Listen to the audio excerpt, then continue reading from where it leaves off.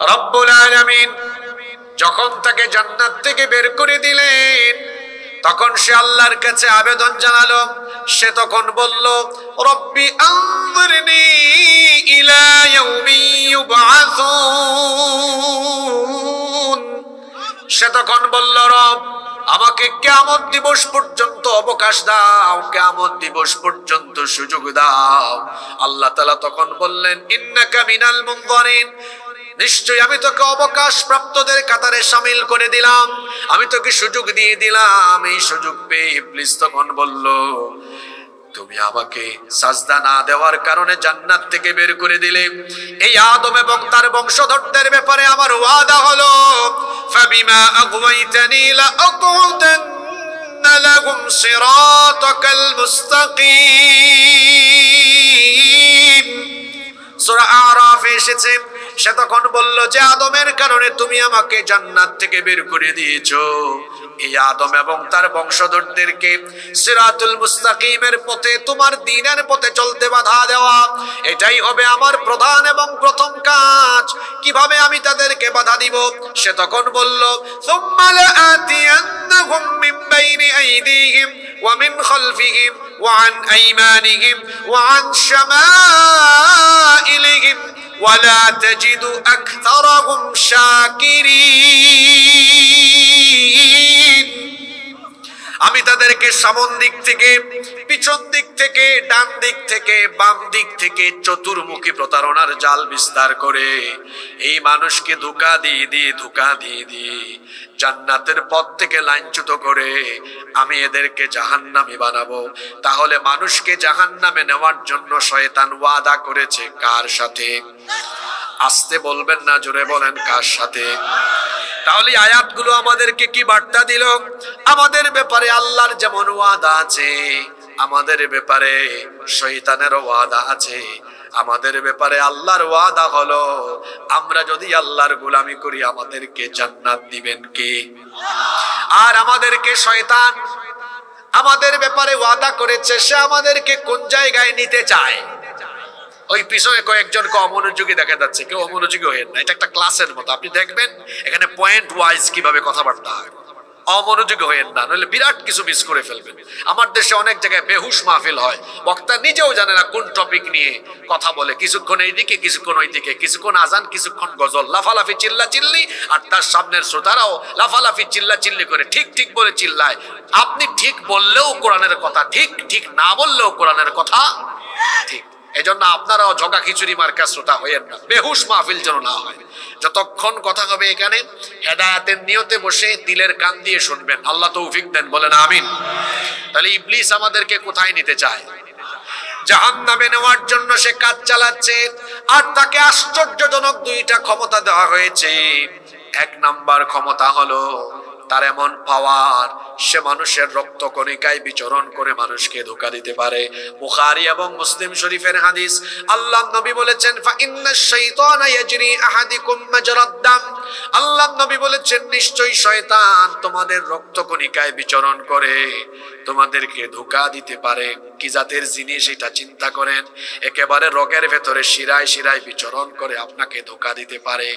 ইবলিসকে দুই নাম্বার যে আশ্চর্যজনক ক্ষমতা দেওয়া হয়েছে, সেটা হলো সে পৃথিবীর একজন মহামানব ছাড়া পৃথিবীর যে কোনো ব্যক্তির সুরত যে কোনো সময় ধারণ করতে পারে।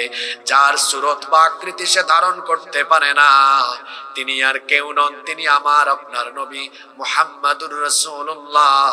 আমরা বলি সাল্লাল্লাহু আলাইহি ওয়াসাল্লাম। বুখারী শরীফের হাদিস, আল্লাহর নবী বলেছেন, মান রাআনি ফিল মানামি ফাকাদ রাআনি। যে ব্যক্তি আমাকে স্বপ্নে দেখলো সে ব্যক্তি যেন প্রকৃত অর্থে আমাকেই দেখলো। ফা ইন্নাশ শাইতানা লা ইয়াতামাসসালু ফি সূরাতি। কারণ শয়তান সকলের সুরত বা আকৃতি ধারণ করতে পারলেও আমি নবীর সুরত কোনোদিনও শয়তান ধারণ করতে পারে না। সুতরাং যে ব্যক্তি নবীজিকে দেখলো স্বপ্ন যুগে, সে কাকে দেখলো? নবীজিকে দেখলো। আপনারা নবীজিকে স্বপ্নে দেখতে চান কি চান না? আমল বলে দেই, বেশি বেশি নবীর উপর দুরূদ পড়বেন। আল্লাহ নবী বলেছেন, আমার প্রতি যে যত বেশি দুরূদ পড়বে তার সাথে আমার সম্পর্ক তত বেশি গভীর হবে। নবীজি বলেছেন, কিয়ামতের দিন ওই ব্যক্তি তত বেশি আমার নিকটে থাকবে যেই ব্যক্তি দুনিয়াতে যত বেশি আমার উপরে দুরূদ পড়বে। তো দুরূদ পড়লে যদি নবীজির কাছে থাকা যায়, তো এই আমলের কারণে কি আল্লাহ নবীজিকে স্বপ্নযুগে দিদার নসিব করতে পারেন না? জোরে বলেন, পারেন কিনা? যে চক্ষু আল্লাহর নবীকে দেখবে, ওই চক্ষু এবং ওই ব্যক্তির সারাদিন হাত বডিকে জাহান্নামের জন্য হারাম করে দিবেন কে? রব, আমরা তোমার কাছে ফরিয়াদ করছি, মৃত্যুর আগে একবারের জন্য হলেও তোমার হাবিবকে স্বপ্নযোগী দিদার নসিব করে দিও। বলেন আমিন। তাহলে শয়তানের 2 নম্বর আশ্চর্যজনক ক্ষমতা আমরা জানলাম কি? সে যে কোনো সময় যে কোনো ব্যক্তির সুরত ধারণ করে আসতে পারে। শয়তান কিন্তু শুধু জিনের ভেতরে না, ইনসানের ভিতরেও শয়তান আছে। মানুষের ভেতরে শয়তান নাই? আপনাদের ঠোঁটের আগায় মুখস্থ একটা সূরা, এটা আপনারা জানেন, এই ওয়াজ আপনারাও জানেন। সওয়াবের নিয়তে আমার সাথে একবার তেলাওয়াত করেন তো, সবাই একটু পড়েন। আল্লাযী ইউওয়াসওয়িসু ফি সুদুরিন নাসি মিনাল জিন্নাতি ওয়ান নাস। মানুষের অন্তরে প্ররোচনা দানকারী শয়তান 2 জাতি থেকে, মিনাল জিন্নাতি জিন থেকে, ওয়ান নাস মানুষ থেকে। তাহলে বোঝা গেল মানুষের ভিতরেও শয়তান আছে। ইবলিস প্রাথমিক পর্যায়ে মানুষকে ধরে ওয়াসওয়াসা দেওয়ার জন্য। আমার দিকে তাকান, দেখেন ক্যাটাগরি কয়টা। প্রথমে ধরার পরে প্রথমে তার অনুসারী বানায়, মুরিদ বানায়। মুরিদ, যখন কোনো মানুষ শয়তানের মুরিদ হয়ে শয়তানের গোলামি করে শয়তানকে খুশি করতে পারে, শয়তান তার প্রমোশন দেয়, শয়তান তার গ্রেড বাড়িয়ে দেয়। শয়তান তখন তারে আর মুরিদ রাখে না, শয়তান তখন তার খেলাফতি তারে দিয়ে চলে যায়। বলবেন হুজুর, তো মানুষের মধ্যে যে শয়তান আছে আমরা ফাইন্ড আউট করবো কেমনে? আপনি আপনার এলাকায় শয়তান খুঁজে পাবেন। যে ব্যক্তির চেহারা সুরতে মানুষ হলো, কাজ কারবার আঞ্জাম দেয় শয়তানের, ও মানুষ রূপী একটা আস্ত শয়তান। বলবেন হুজুর একটু দেখায় দেন। এখানে তো মাহফিল ধারাবাহিক 3-4-5 দিন না, যদি 3-4-5 দিন হইতো তো ধারাবাহিক আমি থেকে ধারাবাহিক আলোচনা চালিয়ে যেতাম। যেহেতু একদিনের মাহফিল, আমি আপনার সমাজে থাকা 5টা শয়তানি কাজ বলি, যে শয়তানি কাজগুলো দেখলেই চিনবেন এটা শয়তানের খলিফা, এটা শয়তানের কি। আজকে আলোচনার টপিক হলো 5টা শয়তানি কাজ। জোরে বলেন 5টা। এই কাজগুলো যদি আমার ভেতরে আপনাদের ভেতরে থাকে, এখানে আজকে তওবা করে, মুনাজাতের আগে তওবা করে বাড়ি যাব। আর এই খেলাফত আজকে বাদ দিয়ে আমরা তো আল্লাহর খলিফা। কার খলিফা? আল্লাহর খলিফা হওয়ার নিয়ত নিয়ে আজকে বাড়ি ফিরে যাব ইনশাআল্লাহ। তাহলে আজকে আলোচনার টপিক মনে রাখবেন, যাতে বাড়িতে গেলে কেউ জিজ্ঞেস করলে বলতে পারেন। অনেক জায়গায় তো আছে মাহফিল থেকে বাড়ি যায়, বলা হয় তুমি যে মাহফিলে গেলে কি শুনলে? কয় বহুত সুন্দর ওয়াজ শুনছি। তাই হুজুর কি আলোচনা করলো? কয় খুব সুন্দর আলোচনা করছে। কয় কেমন? কয় ফাটাই ফেলছে একদম। কোন টপিকে কথা বলেছে? কয় বহুত কিছু শুনছি, এখন কিছুই মনে নাই। এরকম বেহুশ শ্রোতা হইয়েন না। আমি জানি গভীর রাত, কনকনে ঠান্ডা, কষ্ট হচ্ছে আপনাদের, পাশে দিয়ে কোনো পর্দার ব্যবস্থাও নাই। এই দিকগুলো মাথায় রেখে আমি খুব অল্প সময়, সংক্ষিপ্ত সময় হেদায়েতের নিয়তে কিছু কথা আপনাদের সামনে তুলে ধরবো। আপনারা কি কয়েকটা মিনিট আমাকে সময় দিবেন ইনশাআল্লাহ? তাহলে শয়তানের এমন কিছু কাজ আছে যা মানুষ করে, এরা চেহারা সুরতে মানুষ হলো, এরা হলো মানুষ রূপী। আজকে এরকম কয়টা কাজের কথা বলবো, চলেন আমরা শুরু করি। নাম্বার 1 শুরু হচ্ছে সাজদার টাইমে সাজদা না দেওয়া। এটা মুমিনের কাজ না, এটা শয়তানের কাজ। কথা বুঝে থাকলে সবাই জবাব দেন তো, সাজদার টাইমে সাজদা না দেওয়া এটা মুমিনের কাজ না শয়তানের কাজ? জোরে বলেন, মুমিনের কাজ না শয়তানের কাজ? বলবেন হুজুর একটা দলিল দেন তো। সাজদার টাইমে সাজদা না দেওয়া এটা যে শয়তানের কাজ, আসেন আপনাকে সূরা বাকারা থেকে শোনাই। আল্লাহ বলছেন, ওয়া ইয কুলনা লিল মালাইকাতি ইসজুদু লি আদম ফাসাজাদু ইল্লা ইবলিস আবা ওয়াস্তাকবারা ওয়া কানা মিনাল কাফিরিন। আল্লাহ তাআলা বলছেন, আর স্মরণ করো যখন তোমার প্রতিপালক ফেরেশতাদেরকে বললেন সবাই আদমকে সাজদা দাও। আল্লাহর হুকুম পাওয়ার পরে সাজদার এই হুকুমের টাইমে একজন ছাড়া সবাই আল্লাহকে সাজদা দিল। যে সাজদা দেয় নাই, জোরে বলেন তো তার নাম কি? আরো জোরে বলেন তার নাম কি? এই ইবলিস সাজদা না দেওয়ার কারণে জান্নাত থেকে বিতাড়িত হয়েছে। এই ইবলিসের টার্গেট হলো মানুষও যেন আল্লাহকে সাজদা না দেয়, যে করেই হোক ওয়াসওয়াসা দিয়ে ধোঁকা দিয়ে দিয়ে সে মানুষকে সাজদা থেকে যে কোনো কায়দায় বিরত রাখবে। এই জন্য সাজদার টাইমে, নামাজের টাইমে ইবলিস মানুষকে ধোঁকা দেয় যাতে করে মানুষকে নামাজ থেকে দূরে রাখা যায়।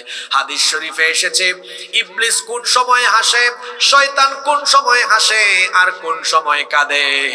আল্লাহর নবী বলেছেন, যখন কোনো ব্যক্তি আল্লাহ তাআলাকে সাজদা দেয়, সাজদার এই দৃশ্য দেখে ইবলিস মনোবেদনায় ওই ব্যক্তির কাছ থেকে দূরে চলে যায় এবং সে সাজদার দৃশ্য দেখে কান্না করতে থাকে। যখন কোনো ব্যক্তি সাজদা দেয়, আল্লাহর নবী বলেছেন ইয়াতাজালাশ শাইতানু ফায়াবকি, ওই ব্যক্তির নিকট থেকে শয়তান দূরে চলে যায় আর তার সাজদা দেওয়ার দৃশ্য দেখে সে কান্না করতে থাকে। ওয়ায়াকুল, এবং সে বলতে থাকে উমিরা ইবনু আদম বিসসুজুদ, আদম সন্তানকে সাজদা দেওয়ার আদেশ দেওয়া হয়েছে। ফাসাজাদা ফালাহুল জান্নাহ, অতঃপর সে আল্লাহর হুকুম মেনে সাজদা দিয়ে নিজের জন্য জান্নাত হাসিল করে ফেলেছে। সুবহানাল্লাহ। সে আরো বলতে থাকে ওয়া উমিরতু বিসসুজুদ, আমাকেও সাজদার হুকুম দেওয়া হয়েছিল। ফাআবাইতু, আর আমি সে আদেশ অমান্য করেছিলাম। ফালিন্নার, এজন্য আমি জাহান্নামের আগুনের বাসিন্দা হয়ে গেলাম। এই হাদিস আপনাকে আমাকে কি বার্তা দিল? আমরা যখন নামাজের টাইমে, সাজদার টাইমে আল্লাহকে সাজদা দেই, ইবলিস তখন এই দৃশ্য দেখে কাঁদে, অর্থাৎ আমরা নামাজে গেলে ইবলিস কাঁদে। আর আমরা যখন নামাজে যাই না, আল্লাহকে সাজদা দেই না, ইবলিস তখন হাসে। হাদিস যদি সবাই উপলব্ধি করতে পারেন, একবার বীর পুরুষের মতো এখান থেকে রেসপন্স করেন, জবাব দেন তো দেখি। আমরা যখন নামাজের টাইমে নামাজে যাই, ইবলিস তখন, শয়তান তখন হাসে না কাঁদে? আরো জোরে বলেন। আর আমরা যখন নামাজের টাইমে নামাজে যাই না, শয়তান তখন, বুঝছেন তো সবাই? ওকে, এবার সুন্দর করে বুঝে শোনা জবাব দেন। এখন থেকে কি নামাজের টাইমে আপনারা ইবলিসকে হাসাবেন না কাঁদাবেন? একদম যারা চুপচাপ থাকলো, কথা বললো না, তারা কি শয়তানের কাছ থেকে খেলাফতি নিয়ে আসছে নাকি? তাহলে কথা বললো না কেন? নামাজের টাইমে আপনারা ইবলিসকে হাসাবেন না কাঁদাবেন? এখনো সবাই বলে নাই। হাসাবেন না কাঁদাবেন? তো ইবলিসকে কাঁদাতে হয় কিভাবে? নামাজ ছাইরা? তাহলে নামাজে যান আপনারা? নামাজে যান না? আপনাদের 5 ওয়াক্ত নামাজের খবর আমার জাতীয় কবি জানেন। এজন্য তিনি মরার আগেই কত সুন্দর কবিতা লিখে গিয়েছেন। আমি বড় মহব্বত করি তাকে। এত চমৎকার লেখনী আমার মনে হয় না পৃথিবীর কোনো কবি লিখতে পেরেছে। রসুলকে নিয়ে লিখেছেন, দিন নিয়ে লিখেছেন, জাগরণীমূলক লেখা তার প্রত্যেকটা লিখনের ভেতরে আছে। আল্লাহু আকবার। আপনাদের 5 ওয়াক্ত নামাজের খবর তিনি তার কবিতার লাইনে বলে গিয়েছেন। কত সুন্দর কবিতা লিখেছেন। আমার আপনার সমাজের বেনামাজি মানুষের চরিত্র তুলে ধরেছেন কবিতায়। জাতীয় কবি বলেছেন, ঘুমাইয়া কাজা করেছ ফজর, তখনও জাগনি যখন জোহর, হেলায় খেলায় কেটেছে আসর, মাগরিবের ওই শুনিয়া যান, এখনো জামাতে হওরে শামিল, এখনো এর সাথে আছে স্থান, বাজিছে দামামা বাদরে আমামা, শির উঁচু করে মুসলমান, দাওয়াত এসেছে নয়া জামানার, ভাঙা কেল্লা উড়ে নিশান। কি বাস্তবিক প্রতিটা লাইন। ফজর কিভাবে গিয়েছে কবি বলছেন, ঘুমাইয়া কাজা করেছ ফজর, ঘুম ছাড়ে না, ঘুমিয়ে থাকে। মুয়াজ্জিন সাহেব বলেন, আসসালাতু খায়রুম মিনান নাওম, ঘুম থেকে নামাজ উত্তম। ইবলিস এসে বলে, ঘুমায় থাক, নামাজের চাইতে ঘুম উত্তম। নামাজে তখন গেল না, খুশি হলো কে? জোরে বলেন। শয়তান, ইবলিস। এভাবে আপনি ইবলিসকে খুশি করে দিন আরম্ভ করেন। ফজর কাজা করে যে ঘুমিয়ে থাকলেন, জোহরের আগে আপনার পৃথিবী থেকে যাওয়ার সম্ভাবনা আছে না নাই? কেমন করে ঘুমাও তুমি, কেমন করে ঘুমাও তুমি, ফজর করে কাজা, এমন তো হতে পারে জোহরে জানাজা। হতে পারে কি পারে না? চোখের পলকে আপনি লাশ হয়ে যেতে পারেন। চোখেরই পলকে তুমি হতে পারো লাশ, চিরতরে বন্ধ হবে তোমারই নিঃশ্বাস। চোখেরই পলকে তুমি হতে পারো লাশ, চিরতরে বন্ধ হবে তোমারই নিঃশ্বাস। হবে তোমার নাম মসজিদের মাইকে, হবে তোমার নাম মসজিদের মাইকে। বাড়িওয়ালা নাই রে বাড়ি নাই রে দুনিয়াতে, বাড়িওয়ালা নাই রে বাড়ি নাই রে দুনিয়াতে, বাড়িওয়ালা নাই রে বাড়ি নাই রে দুনিয়াতে, বাড়িওয়ালা নাই রে বাড়ি নাই রে দুনিয়াতে। বাড়ি থাকবে, বাড়িওয়ালা ফজর নাই, জোহরও নাই, আসর নাই, মাগরিব নাই, এশা নাই। ফজর তো যায় ঘুমে, জোহর যায় অবহেলায়, আসর যায় খেলাধুলায়, মাগরিব যায় তামাশায়, এশার নামাজ চলে যায় আড্ডায় আড্ডায়। এইরকম নামাজ ছেড়ে দিচ্ছেন গো ভাই আপনি। নামাজ ছাড়ছেন তো ছাড়ছেন, বেনামাজি হয়েছেন তো হয়েছেন। এখন আমাকে বলেন তো, এই যে নামাজ ছাড়তে ছাড়তে বেনামাজি হতে হতে হতে হতে হতে হতে একদিন তো আপনার জীবন ঘড়ির কাঁটা থেমে যাবে, একদিন তো আপনাকে মরণের স্বাদ ভোগ করতে হবে। Everyone will take the test of death. প্রত্যেককে মরণের স্বাদ নিতেই হবে। No one can escape from death. মৃত্যু থেকে পালিয়ে কেউ বাঁচতে পারবে না। পৃথিবীতে কেউ তো বেঁচে থাকে নাই, প্রত্যেকেই চলে গিয়েছে, প্রত্যেকেই চলে গিয়েছে। আপনিও চলে যাবেন, মনে রাখবেন।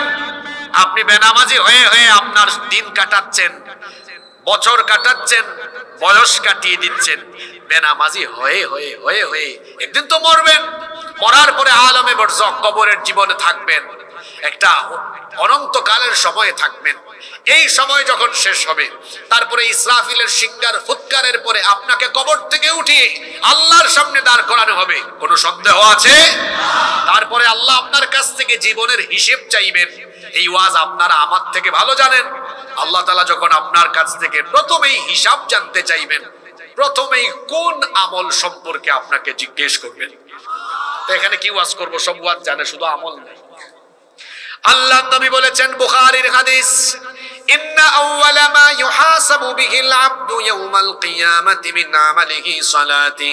আল্লাহ নবী বলেছেন, নিশ্চয়ই কিয়ামতের ময়দানে তোমাদের কাছ থেকে আল্লাহ তাআলা প্রথম যে আমল সম্পর্কে জানতে চাইবেন সেটা হলো বান্দারে নামাজ নামাজ নামাজ ঠিক মতো আদায় করেছো কিনা। চিন্তা করেন তো কি জবাব দিবেন।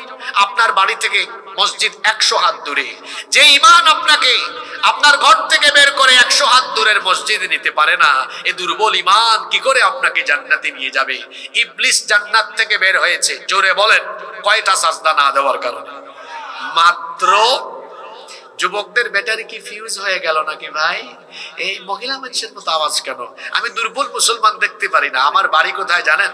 সিলেটে। আমি হযরত শাহজালাল রহমতুল্লাহ আলাইহির রুহানি সন্তান। দুর্বল মুসলমান দেখতেও পারি না। কথা বলবেন পুরুষের মতো, কথায় যেন পুরুষত্বের আলামত প্রকাশ পায়। জার্নি করে এসেছি আমি, আর ক্লান্ত হয়েছেন আপনি, এমনটা কি হওয়ার কথা? ইবলিস জান্নাত থেকে বের হয়েছে কয়টা সাজদা না দেওয়ার কারণে? একটা। আল্লাহ তাআলা আপনার আমার জন্য ডেইলি 5 ওয়াক্ত নামাজে, শুধু ফরজ নামাজে 5 ওয়াক্ত ফরজ নামাজ কত রাকাত? 17 রাকাত। প্রতি রাকাতে 2টা করে সাজদা হলে সারা দিনে শুধু ফরজ সাজদা আছে 17 দ্বিগুণে 34। এক সাজদা না দিয়ে বেটা ইবলিস জান্নাত থেকে বের হয়েছে, আর আপনি আমি ডেইলি 34টা সাজদা না দিয়ে জান্নাতে যাওয়ার জন্য রেডি হয়ে বসে আছি, যেন জান্নাত আমার মামার বাড়ি, আমার নানার বাড়ি। এত সোজা, এত সোজা। রাসূল বলেছেন যার মধ্যে নামাজ নাই তার মধ্যে ঈমান নাই। এক শ্রোতা বলে ওঠে, হুজুর কি কোন ঈমান নাই? আপনি জানেন আমার নাম কি? আমার বাপ আমার নাম রেখেছে ঈমান আলী, আমার ঈমান যায় কেমনে? আমার বাপ তো আমার নাম একদম রেখেই দিয়েছে, সিলমারা নাম এটা, ঈমান আলী। আমার দেশে বহু মানুষের নামের সাথে কাজের কোনো মিল। একজনের নাম তার বাপ রেখেছে ফজর আলী, ফজর আলী ফজরের নামাজে যায় না। আরেকজনের নাম তার বাপ রেখেছে জোহর আলী, তার জোহরের নামাজে কোনোদিনও যাওয়া হয় না। আরেকজনের নাম হলো রমজান আলী, রমজান মাসে দুপুর বেলা গাঞ্জা টানে। আরেকজনের নাম হলো কুরবান আলী, সামর্থ্য আছে কিপটা বেটা, কুরবানি দেয় না। ঠিক এমনি করে ঈমান আলী নামে অনেকের নাম সমাজে আছে। ঈমান আলী তার নাম সুন্দর, কিন্তু তার নামাজ নাই, রোজা নাই। দেখা যায় কথা বললে মিথ্যা বলে, সুদ খায়, ঘুষ খায়, অন্যায় করে, অপকর্ম করে, ফাঁকে দিয়ে একবার হজে গিয়ে তারপরে হজ থেকে ফিরে এসে নামের আগে হাজিও লাগিয়েছে, আলহাজ লাগিয়েছে। তো তার নামের আগে হাজি বা আলহাজ ঈমান আলী, কিন্তু কাজে কর্মে সে হলো আস্ত একটা বেঈমান আলী। এরকম বেঈমান আলী আমার সমাজে নাই গো। আছে? আছে। নাম মুসলমানের থাকলে আর বেশভূষা মুসলমানের থাকলেই মুসলমান হওয়া যায় না। একজন ডাক্তার এমবিবিএস এফসিবিএস ডিগ্রি নিয়ে ডাক্তার হন, ডাক্তারের ঘরে জন্ম নিয়ে যদি বলে আমার বাপ ডাক্তার আমিও ডাক্তার, আর সে যদি সাদা এপ্রন গায়ে দিয়ে চেম্বার খুলে বসে যায়, সে যদি ডাক্তারি লাইনে পড়াশোনা না করে, রোগী তার কাছে না গিয়ে মহিলারা পুরুষরা সবাই শুধু স্যান্ডেল আর ঝাড়ু নিয়ে যাবে, তোরা এখানে চেম্বার খুলে বসতে বলছেটাকে? তোর তো কোনো ডিগ্রি নাই। ঠিক আছে না কথা? ডাক্তারের ঘরে জন্ম নিয়ে ডাক্তার হওয়া যায় না, পড়ালেখা থাকা লাগে, ডিগ্রি থাকা লাগে। ঠিক তেমনি মুসলমানের ঘরে জন্ম নিলেই মুসলমান হওয়া যায় না যদি নিজের মধ্যে ঈমানের রুকনের বাস্তব প্রতিফলন না থাকে। নামাজ ছেড়ে দেওয়া এটা তো মুমিনের কাজ নয়। আল্লাহর নবী বলেছেন বাইনাল আবদি ওয়া বাইনাল কুফরি তারকুস সালাহ, আল্লাহর বান্দা আর কাফিরের মধ্যে পার্থক্য হলো নামাজ ছেড়ে দেওয়া। আল্লাহর বান্দা কোনোদিন নামাজ ছাড়তে পারে না। আমার দিকে তাকান, এখানে যদি 5 জন মানুষের পা থেকে এই এতটুকু বুক পর্যন্ত অপূর্ণাঙ্গ দেহ এখানে থাকে, রাখা হয়, তাদের যদি এই মাথাটা না থাকে, ফেস না থাকে, তার মাথা তার চেহারা না দেখে, সাথে সাথে কি এই অপূর্ণাঙ্গ মাথা থেকে অপূর্ণাঙ্গ পা থেকে বুক পর্যন্ত অংশ দেখে এই লোকটার পরিচয় সাথে সাথে শনাক্ত করা যাবে? যাবে না। তাহলে বোঝা গেল মানুষের 3.5 হাত বডির সবচেয়ে গুরুত্বপূর্ণ জায়গা হলো এই চেহারা, এই মাথা। ইসলামের সবচেয়ে গুরুত্বপূর্ণ ইবাদত যেটা হচ্ছে ইসলামের ইবাদতের মগজ বা মাথা, সেটা হলো নামাজ। as-salatu hiya ra'sul ইবাদাহ, নামাজ হচ্ছে ইবাদতের মগজ। যেমনি করে পা থেকে বুক পর্যন্ত অংশ থাকলে, মাথা না থাকলে একজন ব্যক্তির পরিচয় পাওয়া যায় না, ঠিক তেমনি ভাবে ওয়াজ মাহফিলের আয়োজক হয়ে, বক্তা হয়ে, তক্তা হয়ে, সভাপতি হয়ে, তারপরে অন্যান্য নেকামল করে নামাজ 5 ওয়াক্ত বাদ দিয়ে নিজেকে কখনো মুসলমান হিসাবে পরিচয় দেওয়া যায় না। একজন মুসলমানের প্রথম পরিচয় হবে ঈমান আনার পরে তার ডিউটি, সে নামাজ ছাড়তে পারে। কারণ আমরা নামাজে না গেলে গোলামি হয় কার? জোরে বলেন। আর নামাজে গেলে গোলামি হয় কার? নামাজে গেলে খুশি হন কে? না গেলে খুশি হয় কে? আপনারা খুশি করবেন কাকে? নামাজে গেলে ইবলিস হাসে না কাঁদে? না গেলে ইবলিস। ওকে, নাও টেক ইউর ডিসিশন। এখন সিদ্ধান্ত নেন আপনি কি করবেন নামাজের টাইমে। আপনি কি নামাজের টাইমে ইবলিসকে হাসাবেন না কাঁদাবেন? ইবলিস তো আল্লাহর হুকুম মেনে সাজদা দেয় না একটা, যারা প্রতিদিন 5 ওয়াক্ত সাজদার টাইমে আল্লাহকে সাজদা দেয় না, এরা হলো মানুষরূপী শয়তান, আর এরা হলো আল্লাহর জমিনে শয়তানের খলিফা। এই হাদিস শোনার পরেও যদি আপনার বিবেকবোধ জাগ্রত না হয়, আপনার বিবেকের দুয়ারে করাঘাত না করে, আমি বুঝবো শয়তান আপনার মাথায় পেশাব করে দিয়েছে। আপনার অন্তর কি তালাবদ্ধ হয়ে গেল? আপনার বিবেক কি পচে গেল? এখনো কি আপনার তালাবদ্ধ অন্তর আপনি খুলে দিবেন না? এখনো কি বেনামাজি হয়ে হয়ে প্রতিদিন আপনি এভাবে চলবেন? ও যুবক ভাইয়েরা, কেন আজানের টাইমে নামাজে যাও না? হুজুর আমার কি বয়স হয়েছে? এখনই তো বয়স চরিত্র গঠনের, এখনই তো সময় নিজেকে তৈরি করার। এই যৌবনকাল দিয়েছেন কে? যৌবনকালের ইবাদতের বেনিফিট আছে। কয়টা বেনিফিট? যুবকরা শোনো। এক, যৌবনকাল আল্লাহর ইবাদতে কাটালে বুড়া কালে বেনিফিট পাওয়া যায়। কারণ মানুষ যখন বুড়া হয়ে যায় তার কোমরে ব্যথা, মেরুদণ্ডে ব্যথা, শরীরের বিভিন্ন জায়গায় সমস্যা দেখা দেয়, লম্বা সময় নিয়ে রুকু সাজদা বা নামাজ আদায় করতে পারে না। ফেরেশতা তখন বলে, আল্লাহ তোমার এই বান্দা আগের মতো নামাজ আদায় করতে পারে না, সওয়াব কিভাবে লিখবো? আগের মতো না এখন যেমনি আদায় করেছে ওই মাপ মতো? আল্লাহ বলেন, এই বান্দার আমলনামার পিছন দিকে উল্টাও, দেখো তার যৌবনকালের কি খবর। আল্লাহ এই ব্যক্তির যৌবনকালের খবর ভালো, আজান হলেই মসজিদে গিয়েছে, জামাতে নামাজ আদায় করেছে। আল্লাহ বলেন, আমার বান্দা যৌবনকালে আমাকে সাজদা দিল, এখন শারীরিক অক্ষমতার কারণে আগের মতো লম্বা সময় পারে না, কোন রকমে আদায় করে সওয়াব দেওয়ার সময় কোন রকম সওয়াব না, যৌবনকালের মতো তাকে সওয়াব দান করো। সুবহানাল্লাহ। 2 নম্বর ফায়দা আখিরাতে পাবেন। আল্লাহ কিয়ামতের মাঠে ফেরেশতাদেরকে বলবেন, গোপালপুরের তরুণ যুবক ছেলেগুলো কোথায়? ফেরেশতারা বলবে, আল্লাহ এদেরকে দিয়ে আপনি কি করবেন? কি করবো বুঝো না? সূর্য মানুষের মাথার নিকটবর্তী, হাসরের ময়দান তামা হয়ে যাচ্ছে, কোনো উদ্ভিদ নাই, গাছপালা কিছুই নাই। এই ছেলেগুলোকে ডেকে আনো।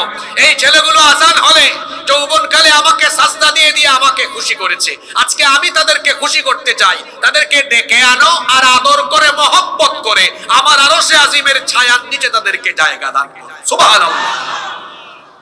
গোপালপুরের, মুজিবনগরের, মেহেরপুরের যুবক ভাইরা কি আল্লাহর আরশে আজিমের নিচে জায়গা পেতে চায় না? তাহলে কি করতে হবে? সালাত কায়েম করো, সালাত কায়েম করো, হবে সম্মানী তুমি, হবে জান্নাতি তুমি, দেবে কাল হাসরে শীতল ছায়া আরশে আযীম। রব্বিয়াল আলা, রব্বিয়াল আযীম, রব্বিয়াল আলা, রব্বিয়াল আযীম। সুবহানাল্লাহ পড়েন। তাহলে 1 নম্বর শয়তানি কাজ কি? ছেড়ে দেওয়া, নামাজ ছেড়ে দেওয়া। কি ছেড়ে দেওয়া? এরকম শয়তানি আমার সমাজে নাই তো? কত জাতের নামাজি আছে হিসাব নেন আমার কাছ থেকে। সাপ্তাহিক শুধু জুমার দিনে যায়, এইরকম নামাজি আমাদের গোপালপুরে নাই গো। 2 নম্বর মাসিক নামাজি, সামনে আসতেছে রমজান মাস, পাক্কা মুসল্লি হয়ে যাবে, বাকি 11 মাসের খবর নাই, এইরকম নামাজি মুজিবনগরে নাই। 3 বার্ষিক নামাজি, শুধু বছরে 2 দিন আসে, এইরকম নামাজি মেহেরপুরে আছে তো? 4 সিজনাল নামাজি, শবে বরাত, শবে কদর, এই সকল রাতে পাঞ্জাবি টুপি লাগায়া আসবে। 5 হলো খুব মতলব বাস, অন্যান্য নামাজে যায় বা না যায়, জানাজার নামাজ একটাও মিস করে না, রাজনীতি করে, ঢাকায় থাকে, তার বাসা থেকে 50 গজ দূরে মসজিদ, ফজরের নামাজে যায় না। রাত 4টার সময় ফোন এসেছে, আপনার নির্বাচনী এলাকায় একজন মারা গেছে, তাই সাথে সাথে রওনা করেছে।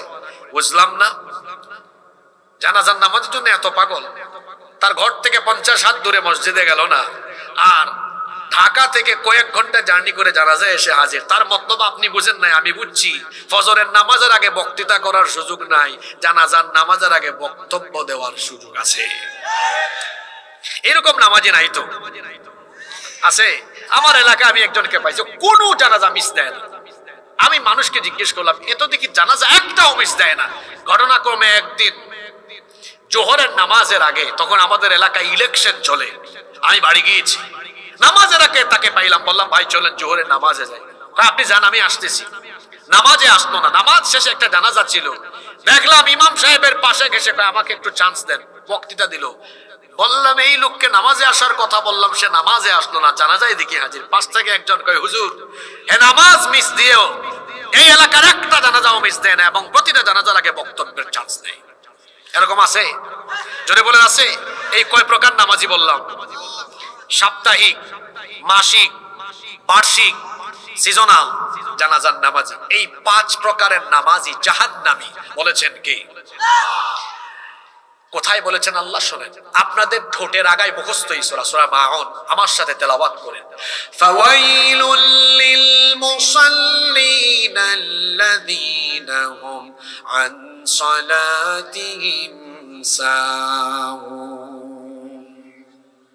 ফাওয়াইলুল লিল মুসাল্লিন, অতঃপর ওয়াইল, ধ্বংস জাহান্নাম নামাজীদের জন্য, আমরা জানি নামাজে মানুষ জান্নাতি হয়, কিন্তু আল্লাহ এখানে বলেছেন ধ্বংস জাহান্নাম নামাজীদের জন্য। আমরা বললাম আল্লাহ এরা আবার কারা? আল্লাহ পরের আয়াতে পরিচয় দিয়ে দিলেন, আল্লাযীনা হুম আন সালাতিহিম সাহুন, যারা নামাজের ব্যাপারে গাফেল, উদাসীন, মন চাইলে আসে, মন চাইলে আসে না, মন চাইলে আসে সপ্তাহে একদিন, মাসে কয়েকদিন, বছরে কয়েকদিন। আমরা বললাম তাহলে আল্লাহ সফল কাম এবং জান্নাতি নামাজি কারা? আল্লাহ সূরা মুমিনুনের মধ্যে জবাব দিয়ে দিলেন, ওয়াল্লাযীনা হুম আলা সালাওয়াতিহিম ইউহাফিযুন, যারা 5 ওয়াক্ত নামাজ যথাযথভাবে যথাসময়ে সুন্দরভাবে হেফাজত করে আদায় করে। আল্লাহ বলছেন উলাইকা হুমুল ওয়ারিসুনাল্লাযীনা ইয়ারিসুনাল ফিরদাউসা হুম ফিহা খালিদুন। 5 ওয়াক্ত নামাজ যথাসময়ে সুন্দরভাবে আদায় করবে যারা, আল্লাহ বলছেন আমার জান্নাতুল ফিরদাউসের ওয়ারিস হয়ে যাবে তারা। তাহলে আপনারা কি অনিয়মিত না নিয়মিত নামাজি হবেন? নামাজের টাইমে সাজদা দিয়ে দিয়ে ইবলিসকে কাদায়া কাদায়া এই এলাকা থেকে আমরা ছাড়া করব। কারা কারা রাজি আছেন? আল্লাহরে 2 হাত দেখান তো। বুঝে শুনে হাত তুলছেন, বুঝে শুনে তুলছেন। আল্লাহ সবাইকে কবুল করেন। হাত নামান। গেল একটা শয়তানি কাজ, নামাজের টাইমে নামাজ আদায় না করা। বাকিগুলা বলবো না মোনাজাত দিয়ে দিব? 20-22 মিনিট, 20-22 মিনিট মনোযোগ থাকবে তো ইনশা। আসেন নাম্বার 2 নাম্বার শয়তানি কাজ, সময় নষ্ট করা, সময় অপচয় করা। এটা আরেকটা শয়তানি কাজ। অপচয় করা এটা মুমিনের কাজ নয়। আল্লাহ নিষেধ করেছেন ওয়ালা তুবাযযির তাবযীরা, অপচয় করো না।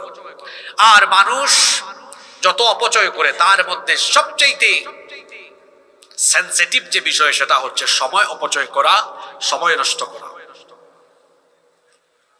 কেউ উঠা বসা করবেন না। যারা উঠা বসা করবেন বড় বিপদে পড়বেন। মানুষ বুঝবে এই পয়েন্টটা এর সাথে মিলছে, খুব জরুরি কথা আছে। সময় দিবেন তো আমাকে? মানুষ যত অপচয় করে তার মধ্যে সবচাইতে সেনসিটিভ বিষয় হলো সময় অপচয় করা। কারণ টাকা অপচয় করলে, সম্পদ অপচয় করলে, টাকা নষ্ট হলে, সম্পদ নষ্ট হলে সম্পদ আবার পাওয়া যেতে পারে, কিন্তু সময় নষ্ট হলে সময় আর কোনোদিন ফিরে পাওয়া যাবে না। জোরে বলেন তো এখন কত সাল? 2000? সবাই বলেন না 2000? 2015 সালে এই গোপালপুরের এক ব্যক্তি 10 লক্ষ টাকা ব্যবসায় ক্ষতিগ্রস্ত হয়েছে। কত লক্ষ টাকা? 2025 সালে এই ব্যক্তি 20 লক্ষ টাকা লাভ করার সুযোগ আসতে পারে কি পারে না? আসতে পারে না? 2015 সালে এক ব্যক্তির 10 বিঘা সম্পদ ছিল, লস খাইয়া সব বিক্রি করে ফেলেছে। 2025 সালে 20 বিঘা সম্পদ কেনার মতো শক্তি সামর্থ্য আল্লাহ তারে আবার দিতে পারেন কি পারেন না? তাহলে কি বুঝলেন? টাকা গেলে সম্পদ গেলে, টাকাও পাওয়া যায় সম্পদও।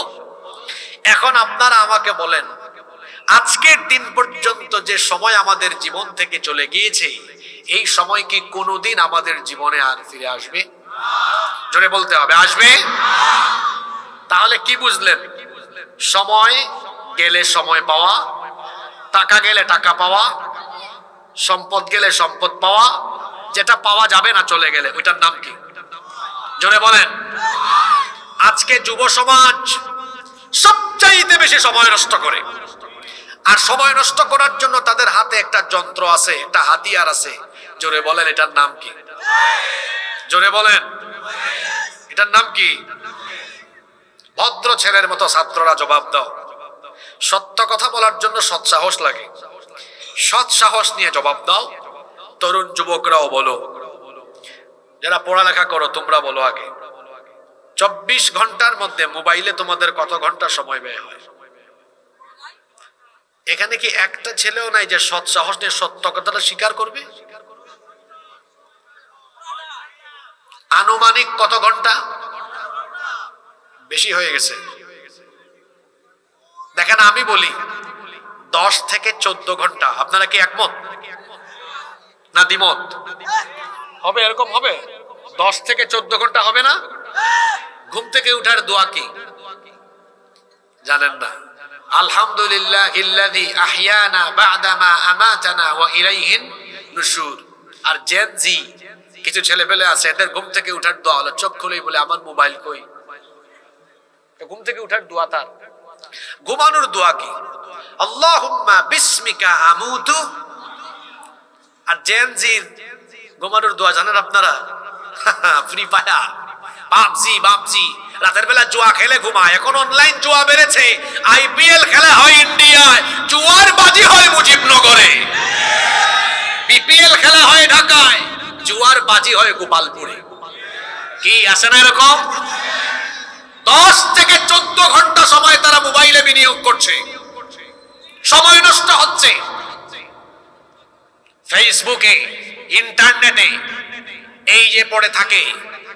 আপনারা আমাকে বলেন তো, এই সময়গুলো এই ছাত্ররা, তরুণ যুবকরা যদি পড়ার টেবিলে দিত, আমার তো মনে হয় বাংলাদেশে ঘরে ঘরে দার্শনিক, বিজ্ঞানী, মনীষী, গবেষক, পরমাণু বিজ্ঞানী, ঘরে অন্তত প্রত্যেকটা ঘর থেকে এরকম লোক বের হতো। পড়াশোনায় মনোযোগ নাই। যুবক ছেলেরা আমার দিকে তাকাও। মোবাইল ব্যবহার করতে আমি নিষেধ করছি না, আমি এটার অপব্যবহার করতে নিষেধ করছি। এই মোবাইল বা বর্তমান যুগের টেকনোলজিক্যাল সকল বিষয়গুলো ইহুদিদের হাতে। আপনারা জানলে অবাক হবেন, পৃথিবীতে ইহুদিদের জনসংখ্যা গোটা বিশ্বের 1%ও নয়। কথা বুঝতেছেন আমার? 100 ভাগের 1 ভাগও তারা। আপনারা কি কথা বুঝেন? একটু হানা কিছু বলিয়েন রে ভাই, তো মনে হবে কবরস্থানে বসে গেছি ওয়াজ করতে। আমি বলেছি গোটা পৃথিবীর জনসংখ্যার 100 ভাগের 1 ভাগও নয় ইহুদিরা। 100 ভাগের 1 ভাগও, 100 ভাগের 1 ভাগও না। বলেন তো গোটা পৃথিবীর ক্ষমতা, গোটা পৃথিবীকে নিয়ন্ত্রণ করে কারা? জনসংখ্যা দিয়ে না জ্ঞান দিয়ে? কি দিয়ে? তারা বানায় বানায় তোমাদের হাতে জিনিস দিয়েছে যুবকরা, তোমরা এগুলো নিয়ে পড়ে থাকো।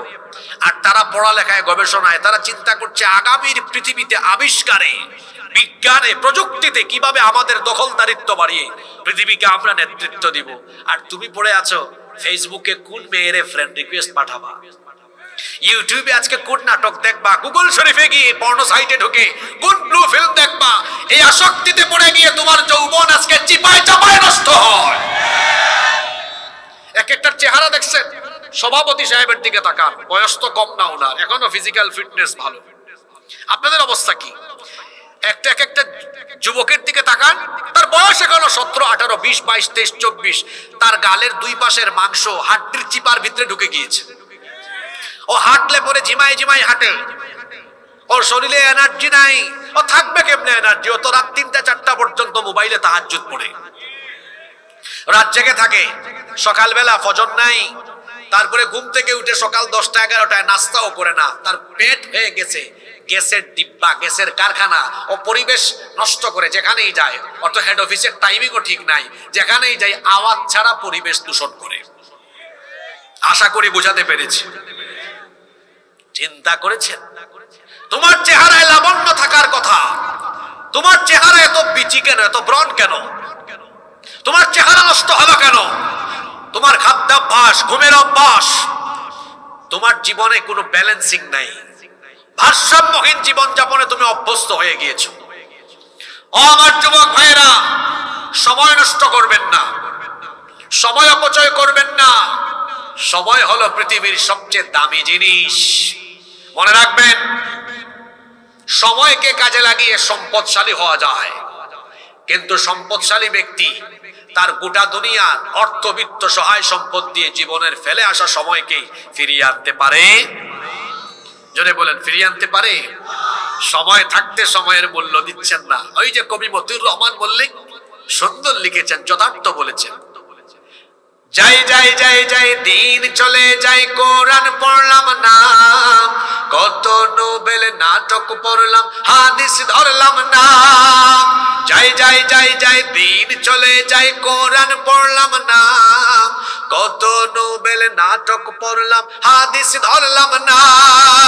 সত্যিকারের খাঁটি মুমিন মুসলিম হলাম না যে, কেউ কি জানে সেই ঘড়িটা লাগবে কই দিন কাজে। টিক টিক টিক টিক যে ঘড়িটা বাজে, টিক টিক বাজে, কেউ কি জানে সেই ঘড়িটা লাগবে কই দিন কাজে। কেউ কি জানে সেই ঘড়িটা লাগবে কই দিন কাজে। হায় হায় হায় হায় আসল ঘড়ি অর্থ বুঝলাম না, সময় থাকতে সময়ের মূল অর্থ খুঁজলাম না। হায় হায় হায় হায় আসল ঘড়ির অর্থ বুঝলাম না, সময় থাকতে সময়ের মূল অর্থ বুঝলাম না। খাইলাম দাইলাম ঘুরলাম শুধু এই দুনিয়ার মাঝে, কেউ কি জানে সেই ঘড়িটা লাগবে কই দিন কাজে। কেউ কি জানে সেই ঘড়িটা লাগবে কই দিন কাজে। ফুর্তি করে করে সময় চলে যায়, আয়নার সামনে দাঁড়াবেন,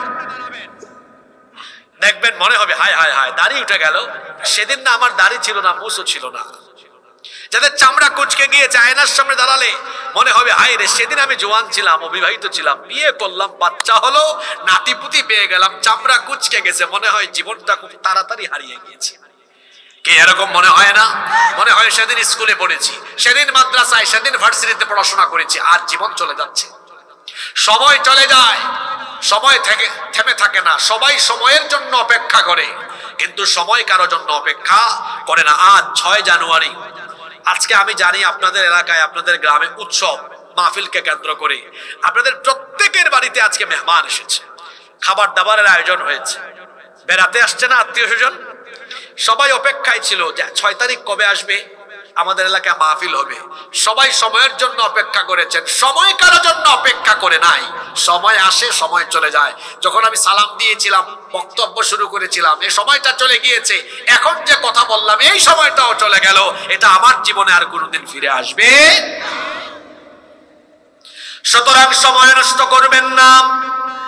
যুবক ভাইদেরকে বলবো, সময় নষ্ট করবেন না, কারণ যৌবনকালে যারা সময় নষ্ট করে এদের জীবনটা তছনছ হয়ে যায়। আমরা তো পড়ালেখা শেষ করেছি, প্রায় 8 বছর হয়ে গেল। এখন আমাদের অনেক ফ্রেন্ড সার্কেলের সাথে সাক্ষাৎ হয়, অনেকে আছে কোনো মতে চলে, অনেকে এখনো বেকার আছে। দেখা সাক্ষাৎ হলে পরে আফসোস করে, ভাইরে আমার সঠিক সময়টাকে কাজে লাগালাম না, ভালো করে পড়াশোনা করলাম না, এখন আফসোস করছি। সময়ে থাকতে যদি সময়ের গুরুত্ব না দেন, পরবর্তীতে আপনাকে আফসোস করা লাগবে। এসএসসি পরীক্ষার সময়, পরীক্ষার আগে যদি একজন পরীক্ষার্থী সময়কে কাজে না লাগায়, পরীক্ষায় অংশগ্রহণ করলে কোনো প্রশ্নের সঠিক উত্তর দিতে পারবে না। রেজাল্ট আউট হলে দেখা যাবে এই ছেলে খারাপ রেজাল্ট করেছে। তখন যদি মার্কশিট হাতে নিয়ে বলে, হায় রে হায়, কেন আমি পরীক্ষার আগে সময়গুলো কাজে লাগালাম না, তখন যদি আফসোস করে আর কি কোনো লাভ আছে নাকি বলেন? মনে রাখবেন, আমার আপনার জীবনের এই সময়গুলো হলো অত্যন্ত দামি সময়। আমরা যে দুনিয়ায় আছি, দুনিয়া হলো পরীক্ষার হল। পরীক্ষার হলের মধ্যে একজন পরীক্ষার্থীর জন্য নির্দিষ্ট সময় বরাদ্দ আছে না নাই? আমার দিকে তাকান, এদিক ওদিক তাকান, এই ধরনের দামি কথা আপনার সামনে থেকে চলে যাচ্ছে, অমনোযোগী হয়ে যান। জীবনকে আমি পরীক্ষার হলের সাথে কেন তুলনা করলাম শোনেন, কারণ আছে। পরীক্ষার হলে আপনার জন্য সময় যেমন 3 ঘন্টা বরাদ্দ, ঠিক তেমনি এখানে প্রত্যেকের জন্য সময় বরাদ্দ আছে 20, 30, 40, 50, 55, 60 বছর। পরীক্ষার হলে 3 ঘন্টা সময় চলে গেলে হল পরিদর্শক খাতা যেমন টান দিয়ে নিয়ে চলে যায়, তেমনি আপনার হায়াত চলে গেলে মালাকুল মউত এসে আপনার দেহ থেকে রূহটাকে বের করে নিয়ে চলে যাবে। পরীক্ষায় যেমন খাতা হাতে পাওয়ার পরে প্রশ্ন হাতে নিয়ে যেমন 3 ঘন্টা সময়কে কাজে না লাগালে পরে আফসোস করা লাগে, ঠিক তেমনি আপনার হায়াতের এই সময়গুলো আপনি যদি কাজে না লাগান, পরবর্তীতে জাহান্নামে গিয়ে আপনাকে আফসোস করা লাগবে। এজন্য কোরআনে কারিমে এসেছে, আল্লাহ তাআলা বলছেন জাহান্নামীরা সর্বপ্রথম সময় নিয়ে আফসোস করবে। জাহান্নামীরা তখন বলবে, ইয়াকুলু ইয়া লাইতানি কদ্দামতু লিহায়াতি।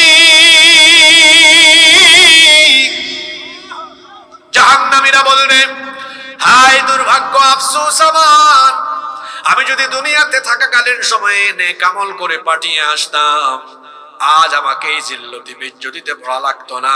জাহান্নামীরা আফসোস করে করে আরো বলবে, হায় রে হায়, সময়কে কেন আমি কাজে লাগালাম না। তারা তখন বলবে, রব্বানা আখরিজনা না'মাল সালিহান গায়রাল্লাযী কুন্না না'মাল। রব, আমাদেরকে জাহান্নাম থেকে বের করে দুনিয়ায় পাঠাও, আগের মতো এখন আর সময় নষ্ট করব না। এখন আমি দুনিয়ায় গেলে এখন আমি ভালো কাজ করব। আল্লাহ বলবে, এই বাটপার, আওয়ালাম নুআম্মিরকুম, তোরে কি হায়াত দেই নাই? তোকে কি সময় দেই নাই? সময় থাকতে তুই সময়কে কাজে লাগাস নাই। সময় নষ্ট করবেন না, সময় অপচয় করবেন না। ইন্নাল মুবাদদিরিনা কানু ইখওয়ানাশ শায়াতিন, নিশ্চয় অপচয়কারী হলো শয়তানের ভাই। জোরে বলেন, কার ভাই? টাকা অপচয়, সম্পদ অপচয়, এটার চাইতেও আরো সেনসিটিভ বিষয় হলো সময় অপচয়। কারণ টাকা বা সম্পদ গেলে টাকাও পাওয়া যায়, সম্পদও পাওয়া যায়, কিন্তু সময় গেলে সময় পাওয়া যায়। এজন্য আমি আমার কলিজার টুকরা যুবক ভাইদেরকে বলবো, যুবকদের প্রতি আমার আলাদা অ্যাপ্রোচ এই কারণে, কারণ অনেক যুবক যৌবনকালে সময়টাকে অহেতুক পথে তারা নষ্ট করে। আমি বলবো, ইন্টারনেট মোবাইলে বেশিক্ষণ পড়ে থাকবেন না, যত কম সময় পারেন মোবাইলে দেন, বাকি সময় পড়ালেখা, ব্যবসা বাণিজ্য, যারা ব্যবসা করেন ব্যবসা বাণিজ্যে মনোযোগী হয়ে যান। দেখবেন পৃথিবীতে যে যত বেশি সফল, সেই ব্যক্তি সময়ের ব্যাপারে তত বেশি সচেতন। যুবকরা আমার দিকে তাকান, আপনারা আমার এই কথার বাস্তবতা আপনারা একটু মিলিয়ে দেখবেন। পৃথিবীতে যে যত সফল, সে সময়ের ব্যাপারে তত বেশি সচেতন। বাংলাদেশের শীর্ষ পর্যায়ের 10 জন ব্যবসায়ীর সাথে আপনারা সাক্ষাৎ করবেন। কয়জন? দেখবেন বেশিরভাগের হাতে স্মার্টফোনও নাই, বেশিরভাগের ফেসবুক আইডিও জানেন আপনারা নাই। আমরা গ্রামে গঞ্জে আসলে আপনারা আমাদেরকে চিনেন। আজকে আসার সময় এক জায়গায় নামাজ পড়তে ঢুকছি, মানুষ ভিড় করেছে।